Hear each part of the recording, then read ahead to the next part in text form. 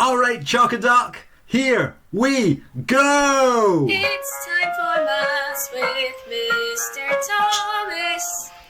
Woohoo! We have made it to the end of the vectors chapter. Congratulations. So, this is the review lesson. It is just me skimming over the key points of vectors. It is not going into anything in any great detail. You may just want to listen to this, watch this before an exam, before a test, just to make sure there is not anything you have forgotten. If there is, look back to the individual lessons where I will give more examples and I'll explain in a lot more detail. So, are you ready for this? Then let's do it.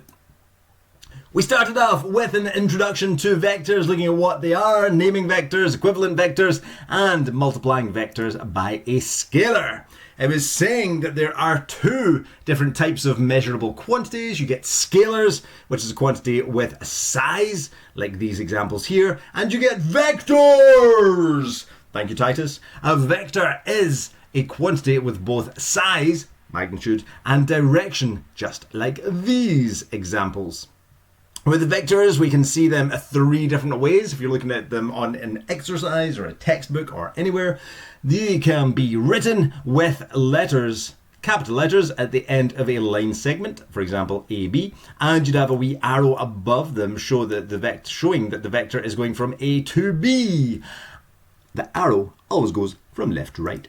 Or you can see it as a lowercase letter. The way we would write it is we would have the lowercase letter. We would write down a letter like A or B or C or whatever. But what we would do is we would underline it.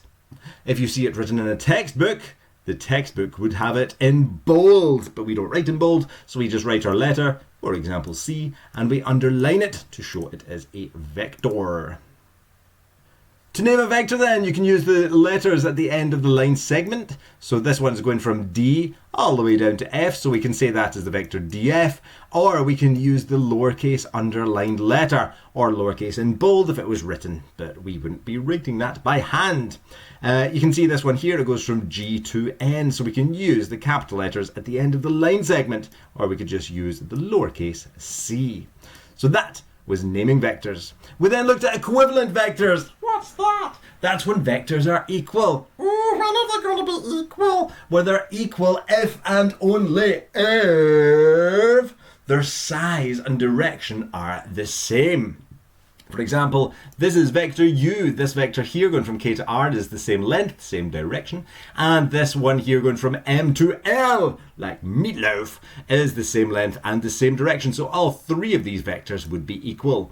Are these vectors equal? Well, no, they're not. Because even though they are parallel, one is going in the opposite direction. So we can say that this vector AE is the negative of vector P. Multiplying vectors by a scalar, what does that do? Oh, that just changes the length of it. It does indeed, yeah. So if you have vector u, vector 2u would be 2 times the length of vector u. 3u would be 3 times the length. If you multiply it by a negative, it changes the direction. It goes in the opposite direction. And negative 2u, well, it's twice the length, and it's the opposite direction. We went over that. After that, we then went on to sketching vectors. So adding and subtracting them by sketching. And the way we did that was by taking two vectors, say vector u and vector v, and what do you have to do? Do you remember? Oh, it tells you right there. It does tell us right there, yes, but you have to join them from tip to tail. So if you imagine your wee vector has a head up here with eyes and a little mouth, and it says hello, and it's got its big butt down here, it's got its tail just down here.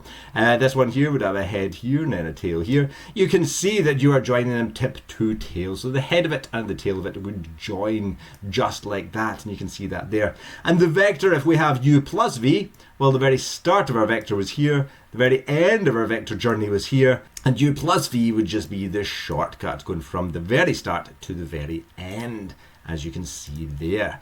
We did quite a few examples with that. So we had vector p and vector q, so we drew vector p, then we joined on vector q, making sure it was joined tip to tail, or butt to head. Tip to tail, let's stick with that. And again, you can see that the shortcut going from the very start to the very end would be vector p plus q. Woo-hoo-hoo. There were loads more examples, but this one was slightly different because we had 3g plus 4h. And remember, 3g is just 3 times the length of g. So when I was showing that, I was saying you've got vector g, another g, another g. So you have 3 of them. And then tip to tail, so where that vector g ended, right there, we would start drawing h. And we'd have 4 of them. Obviously, you wouldn't be writing this in the exam. You would just be writing it as that with our 3g and 4h, and the line from the very start to the very end would look something like that, and that would be what 3g plus 4h, what that vector would look like. What do you do when you subtract the vectors? Calissa, that is a great question. When you subtract the vectors, what you do is you add the negative of the second vector. So, if we've got c take away d, what you do is you start off drawing vector c, so you draw that length, that direction, and then you draw the negative of d. So vector d starts here and ends here, so it's going to the right and down. But what we do is the negative of that would be going to the left and up. So we draw that. So that vector there would be going to the left and up. And it's going to be parallel to this one. And that vector is that point is the very start. And that point is the very end. And if we join them together, we would have that C take away D. Afterwards, we then started to look at components of vectors. What I started to do was work through everything in 2D. And then I switched it to 3D. So if you're interested in 3D vectors, it's the exact same. It's no different. You've just got 3 numbers instead of 2. But with components, they are numerical values used to represent vectors on a 2D grid. What you need to remember is that if you've got the very start and the very end of the vector, the first number, the number at the top, is how far along you would be going. If you're moving to the right, it is a positive number. So you can see here for this one, we're moving along 4 boxes, so it's 4. Here we're moving along 1 box, so it's 1. Here we're going backwards 6 boxes, so it's -6. And here we're not going along at all, so it's 0. After that, we've got the vertical component. That's really our y value. And then from there, we're going up 2, so we've got a 2. We're coming down 3, so we've got a -3. We're coming down 2, so it's -2. And we're going up 5, so we've got a +5. Those numbers, as I said, are the components of the vector. Sometimes you may be asked to draw a vector. You may be asked to draw this vector 2, -5. And the 2, because it's positive, means the vector is going along to the right. And the -5, well, if it's a positive, it will go up the way. And the negative means it is going down 1, 2, 3, 4, 5. So that is where the vector will end. That's where the vector started. And if you just draw it in, then you will end up with something that looks like that. What's the whole point in doing that? Well, if you have the components of a vector, they can be used to simply add, subtract, multiply and divide vectors, just like this. All you would do is you would just add the x components and then add the y components. Or the same with subtraction, you'll be taking away the x components and take away the y components. You multiply them by the scalar as well. It's just like multiplying out brackets. You would do it 3 times the -2. You would do it 3 times the 5. You could half them as well and then multiply by the negative. That also works. Sometimes it's just easier to have them in component form where you're doing things to them. After that, position vectors. Remember, a position vector is a vector that shows you where that point is in relation to the origin. So if we've got the origin, and I've got this point here, that'll be vector A. Vector A, we go along 3 and up 5. Why do we do that? Well, it lets us get the vector between different points. So if we want the vector between A and B, listen to the example if you want more of an explanation, but the quick way of doing it is we've got vector B take away vector A. So if we work out AB, it's going to be B take away A. If we wanted to work out vector CD, it's always the second take away the first. So that would be vector D take away C. Just make sure you don't get them the wrong way round. Second, take away the first all the time. With these examples here, if we're working out AB, again, it's second take away the first. So it would be B take away A. With this one, AC is C take away A. To BC, we'll work out BC first of all. So it's C take away B. And then just multiply by the scalar. Just multiply it by 2. Magnitude of a vector. Working out the magnitude, that's really the length of the vector, it's the size of the vector. And you heard when we were doing this lesson, we can just really use Pythagoras to work that out. Because if we take these components, say 4, 3, means we're going along 4 and we're going up 3, and what we want is the vector, it's the shortcut. But what we form is a right-angled triangle.